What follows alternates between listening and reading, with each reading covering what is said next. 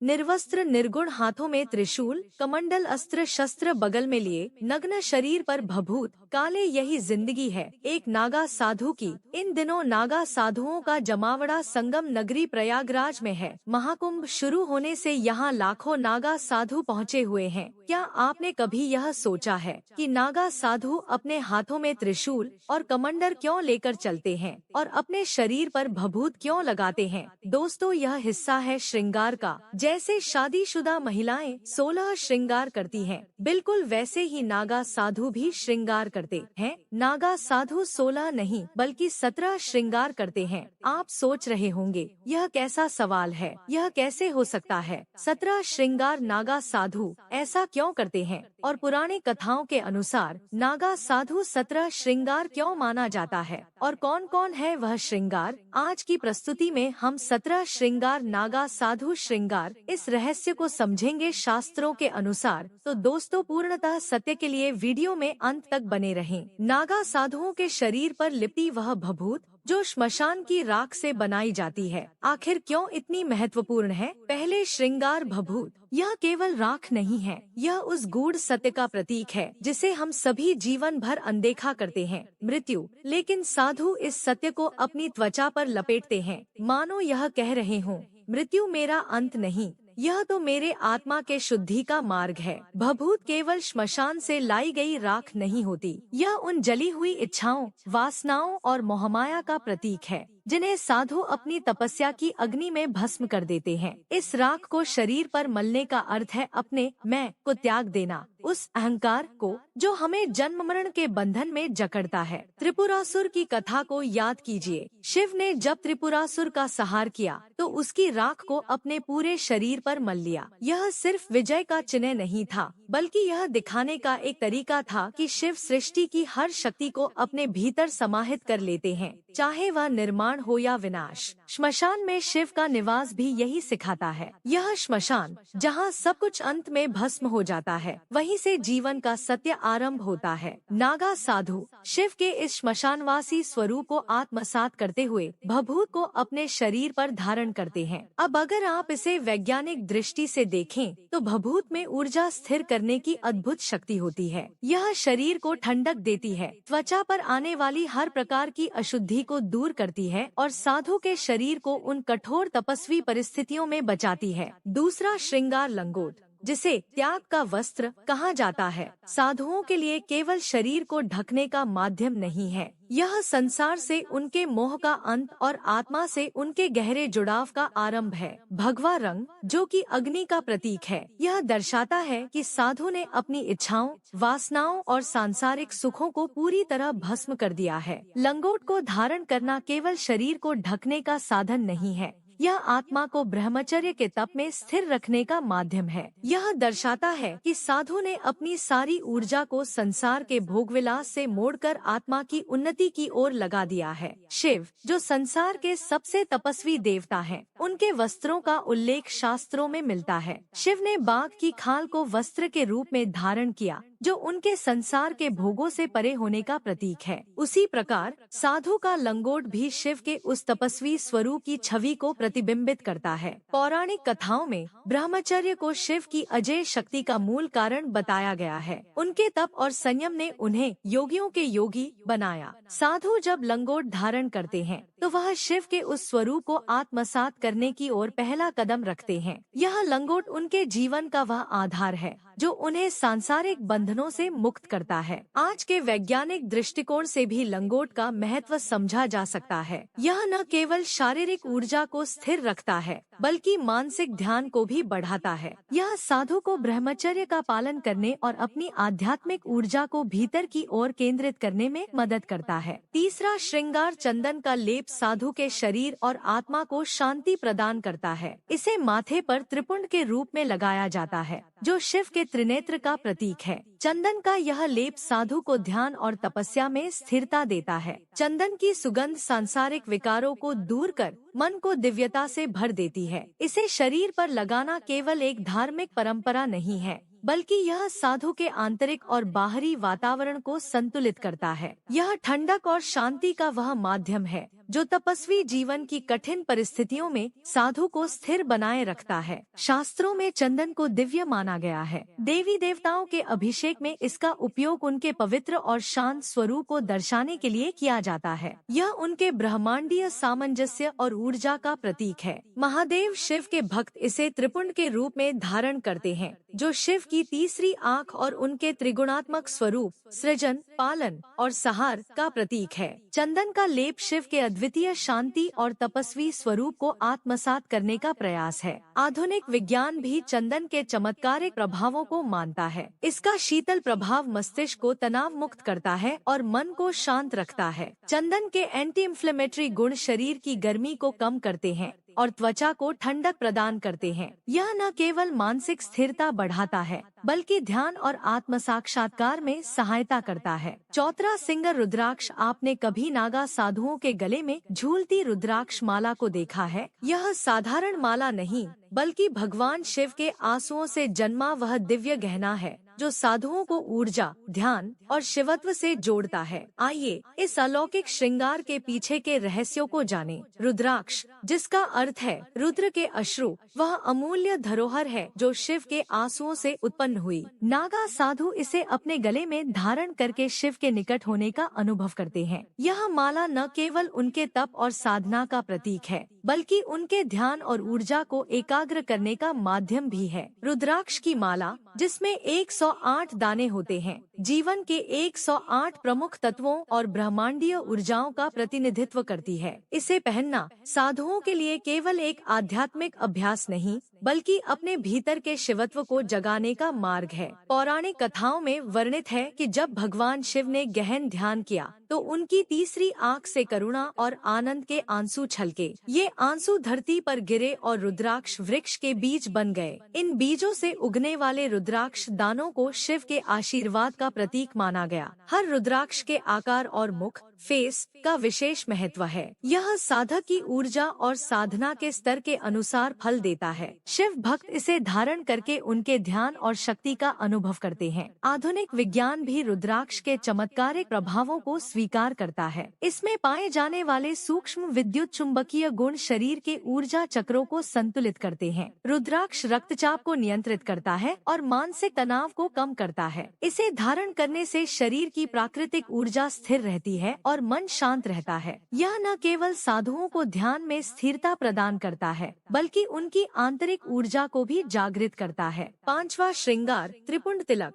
जिसे सफेद भभूत से माथे पर 3 समानांतर रेखाओं के रूप में बनाया जाता है, साधु के लिए आध्यात्मिकता और शिवत्व का प्रतीक है। ये 3 रेखाएं न केवल भगवान शिव के त्रिनेत्र का प्रतिनिधित्व करती हैं, बल्कि सृष्टि, पालन और संहार, इन तीनों ब्रह्मांडीय प्रक्रियाओं का भी प्रतीक है। शिव का त्रिनेत्र, जिसमें से अग्नि उत्पन्न होती है, सृष्टि को संहार कर पुनः निर्माण करता है। त्रिपुंड तिलक इस अग्नि और आत्मा की अमरता का प्रतीक है। यह साधु के शरीर पर शिव के स्थायी निवास का प्रतीक भी है। त्रिपुंड तिलक को माथे पर लगाना केवल एक धार्मिक परंपरा नहीं है, बल्कि इसके पीछे वैज्ञानिक तर्क भी हैं। माथे का क्षेत्र, जिसे आयुर्वेद में आज्ञा चक्र कहा गया है, मस्तिष्क के प्रमुख केंद्रों से जुड़ा होता है। नागा साधुओं के 2 महत्वपूर्ण प्रतीक, चिमटा और डमरू, केवल उनके हाथ में धारण किए जाने वाले साधन नहीं हैं, बल्कि ये ब्रह्मांडीय ऊर्जा और सृष्टि के रहस्यमय कंपन का प्रतिनिधित्व करते हैं। आइए इन दोनों के पौराणिक और आध्यात्मिक महत्व को विस्तार से समझते हैं। श्रृंगार, 7वां चिमटा। चिमटा नागा साधुओं के लिए केवल एक धातु का यंत्र नहीं है,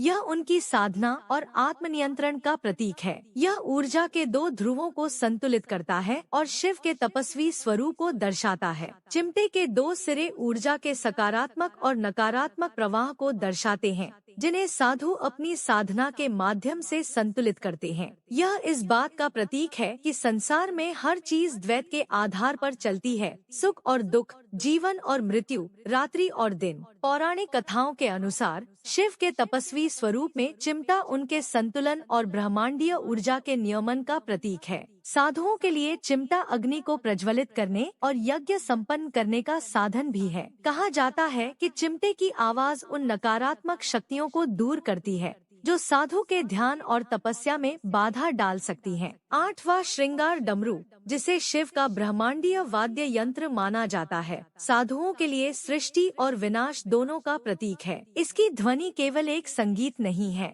बल्कि यह सृष्टि के आरंभ और अंत का रहस्य प्रकट करती है। डमरू के 2 सिर ब्रह्मांड के 2 पहलुओं, निर्माण और विनाश, को दर्शाते हैं। इन दोनों के बीच की ध्वनि संतुलन का प्रतीक है, जिसे नागा साधु अपनी साधना में धारण करते हैं। पौराणिक कथाओं के अनुसार भगवान शिव ने तांडव नृत्य के समय डमरू बजाया था, जिससे ब्रह्मांड में नाद ध्वनि उत्पन्न हुई। यह ध्वनि प्राकृत भाषा संस्कृत के मूल अक्षरों अ और उ का स्रोत मानी जाती है। डमरू की ध्वनि से 14 महाशक्तियों का प्रादुर्भाव हुआ, जिन्हें महेश्वर सूत्र कहा जाता है। यह शिव की शक्ति और सृष्टि के रचयिता के रूप को दर्शाता है। 9वां श्रृंगार, आंखों में लगाया जाने वाला सुरमा या काजल, साधुओं के दैवीय स्वरूप को निखारता है। यह केवल उनकी आंखों की रक्षा के लिए नहीं है, बल्कि इसे शिव की दिव्य दृष्टि का प्रतीक माना जाता है। सुरमा का गहरा रंग साधुओं को सांसारिक मोहमाया से दूर रखता है और उनके ध्यान को अंदरूनी आत्मा की ओर केंद्रित करता है। यह बाहरी दुनिया के तमाम विकर्षणों को रोकने और साधना की गहराई तक पहुंचने का माध्यम है। नागा साधु इसे अपने तीसरे नेत्र के प्रतीक के रूप में भी धारण करते हैं,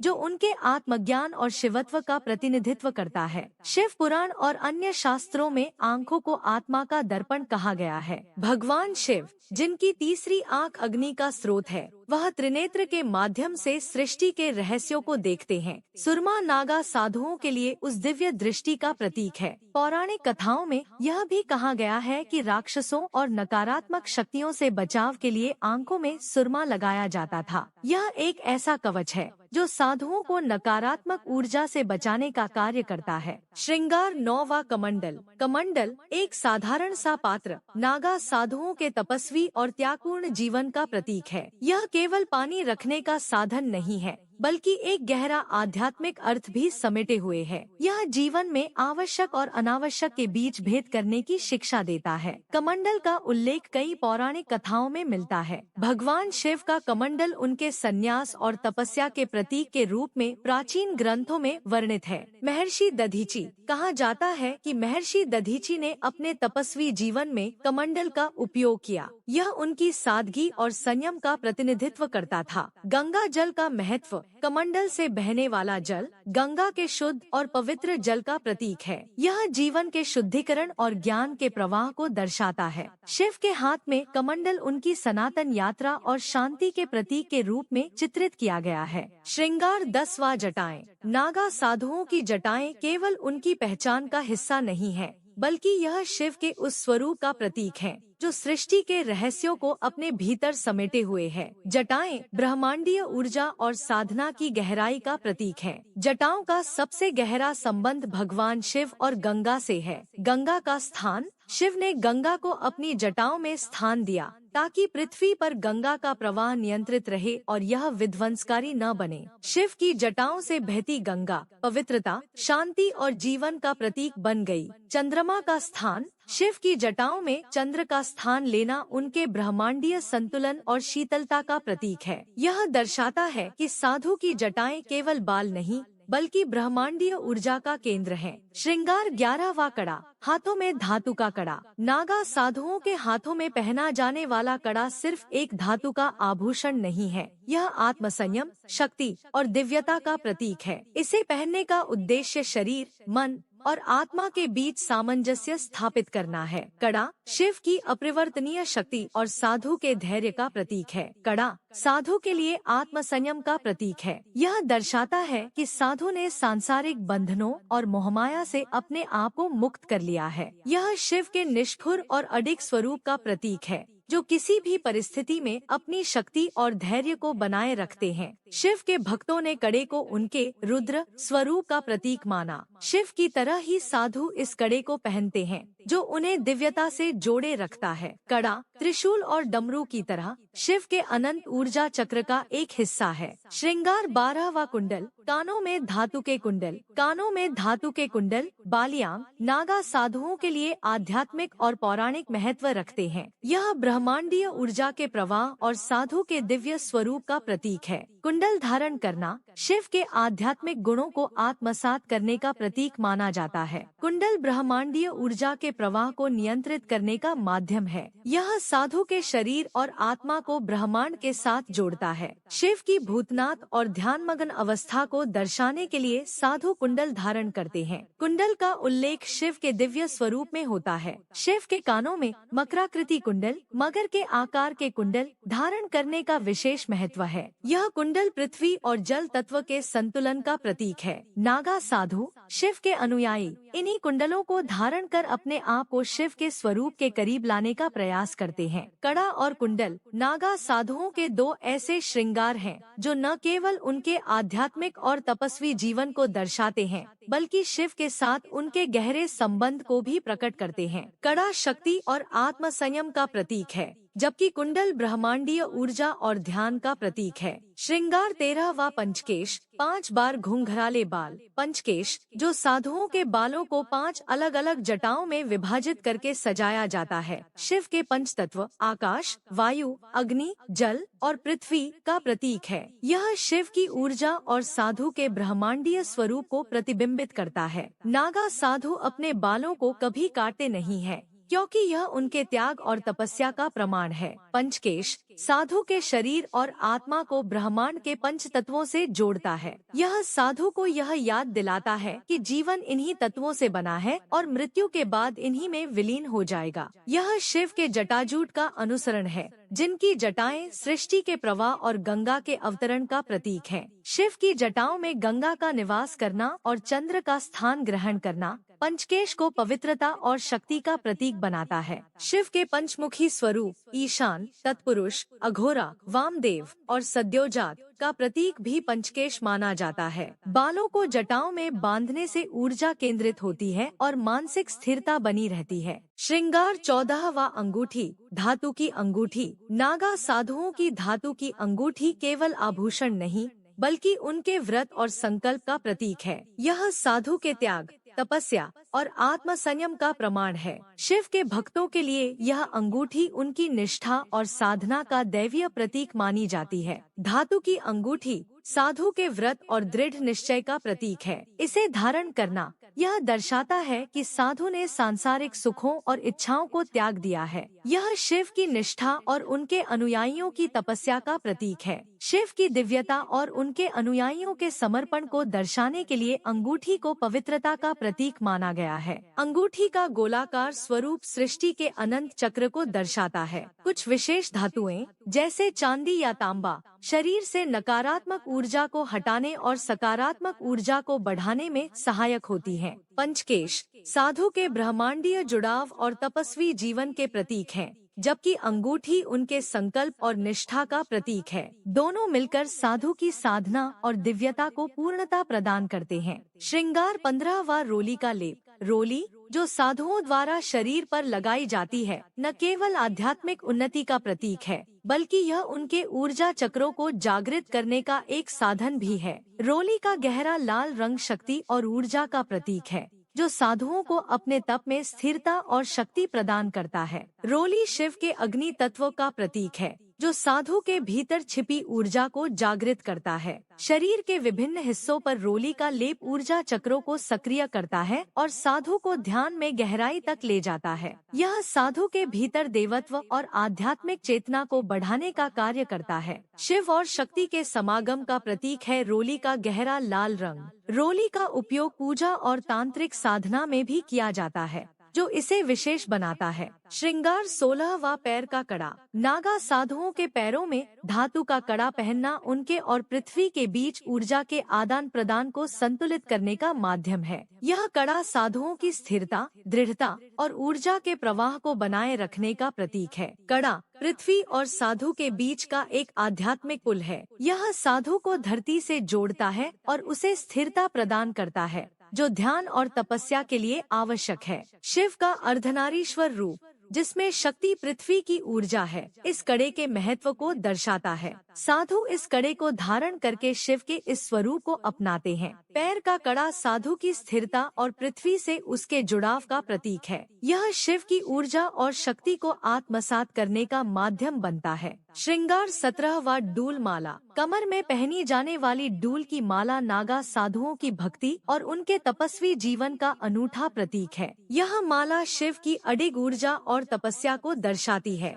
साधु इसे धारण करके अपनी साधना के प्रति समर्पण और भगवान शिव के साथ अपने आध्यात्मिक संबंध को व्यक्त करते हैं। डूल की माला, जो शिव की तपस्वी ऊर्जा का प्रतीक है, साधु को उसकी साधना और भक्ति में स्थिरता प्रदान करती है। कमर पर पहनने का तात्पर्य है कि यह ऊर्जा साधु की मूलाधार चक्र को जागृत करती है और उसकी साधना में शक्ति का संचार करती है। माला को शिव के नागों और उनके गले में पहने जाने वाले गहनों से जोड़कर देखा जाता है। यह माला साधु के जीवन को सादगी और तपस्वी आदर्शों से भर देती है, ठीक उसी प्रकार जैसे शिव अपने सादगीपूर्ण स्वरूप के लिए प्रसिद्ध हैं। डूल की माला का नियमित उपयोग ऊर्जा के प्रवाह को नियंत्रित करता है और साधु के शरीर को संतुलन प्रदान करता है। कमर में पहनी जाने वाली डूल की माला शिव की भक्ति और साधु के तपस्वी जीवन का प्रतीक है। यह न केवल एक श्रृंगार है, बल्कि साधु के भीतर ऊर्जा और भक्ति का संचार भी करती है।